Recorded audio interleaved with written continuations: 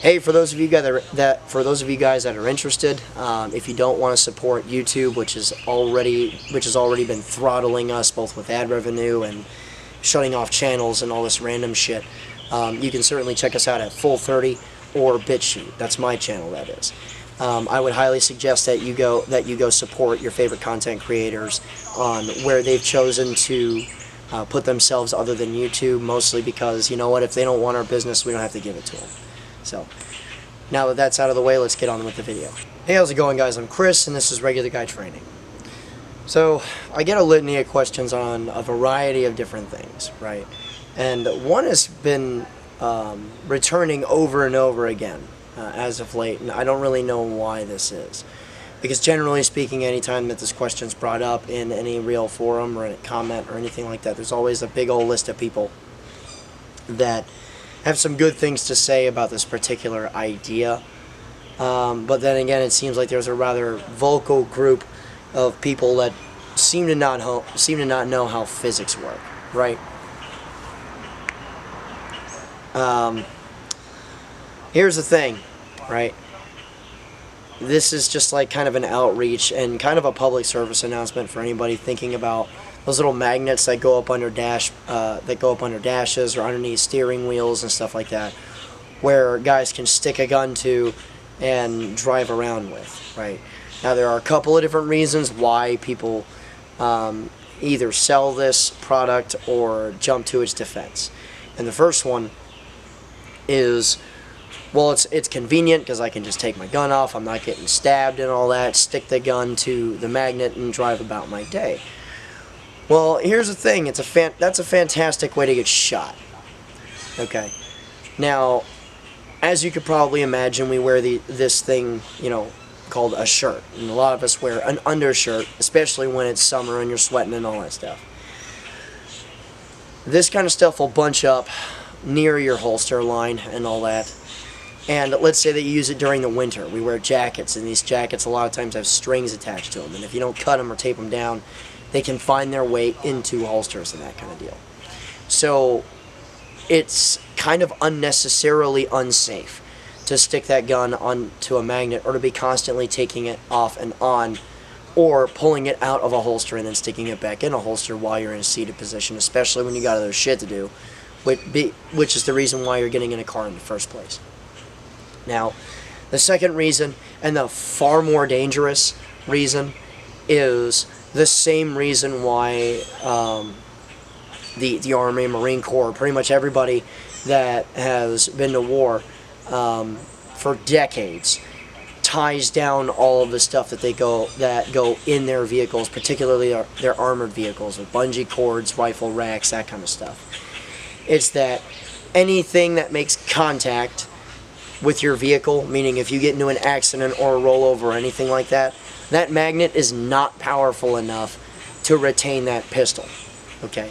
Now, if we're going by, you know, what seems to be like a global standard, that's a loaded Glock 19, you have a long list of really screwed up things that could happen if you take a hit in a vehicle, right? Or if you hit something, like a deer, for instance, or a tree, or pick a thing. Now, this pound-and-a-half object is now floating about the cab of your vehicle. On pretty much every pistol ever, they come with a set of sights on them, and they're sharp. Never mind the fact that this is quite literally a brick bouncing around your vehicle. Never mind the fact that while this thing is bouncing around your vehicle, it could easily have things get into the trigger guard, for instance. A lot of people with automatic transmissions and all of that, especially in like your light trucks, will have your gear shift up here towards the steering wheel. And shit, even guys that run around with certain types of manual cars and all that. There's just so many things. I mean, shit, even the light switches, or windshield wiper switches or anything like that, rather levers, anything like that, can get into the trigger guard of your pistol, push on things, and all kinds of horrible shit can result. Never mind the fact that you just got concussed by what was supposed to protect you in the first place. Okay? So, to answer forevermore this question in like forums or anything like that, right? If you plan on sticking a magnet that you're then going to stick a gun to in your vehicle, let's not. Okay. Now, the last group of people that are exceptionally retarded, in my personal opinion, are guys that talk about how military constantly rides around with quick access racks and all this other stuff. No, it's really not that quick access at all.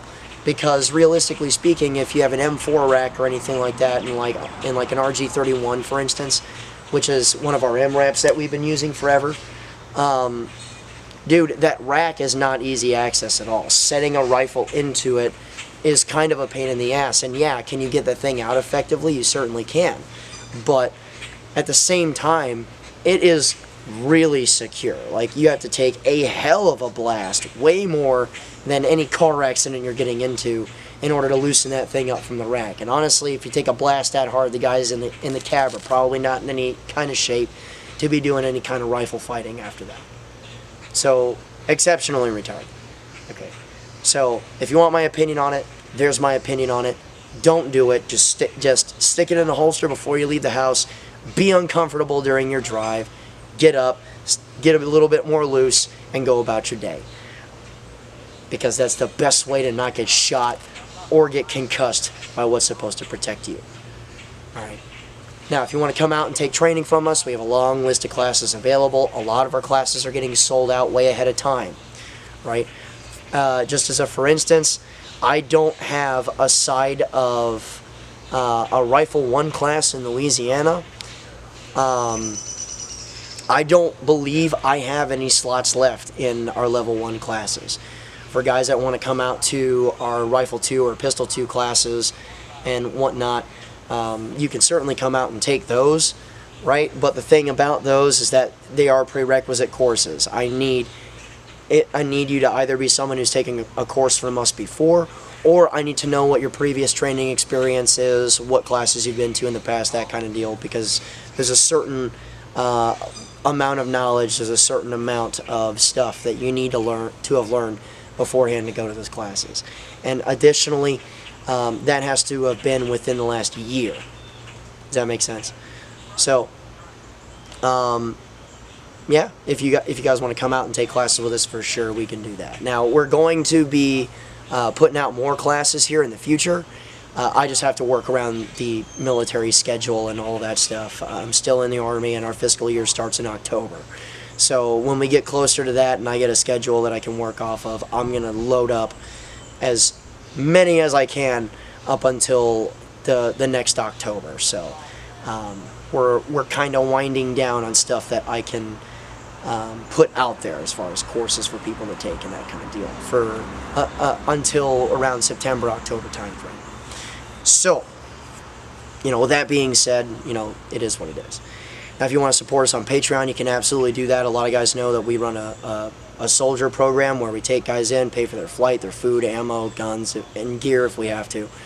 And a lot of that is provided for by you guys because you've been supporting us. Now, the remaining amount of that money usually goes directly back into YouTube as far as just like bullets and that kind of thing. So, I mean, either way, you're supporting us in a great way. Additionally, if you want to support us, like I said earlier in the video, through Full30 or BitChute, you can absolutely do that. For guys that are interested in how that affects us monetarily speaking, Full30, proportionally speaking, because they don't throttle ad revenue and all that stuff toward gun guys, proportionally speaking, I'm being paid 10 times what I used to be on YouTube. Right? YouTube is like pennies on a dollar compared to it. So for those that are interested, go watch us there. But with all that being said, links for all of this are in the description below. And remember, guys, a regular guy's firearm is the last defense against tyranny. Be easy.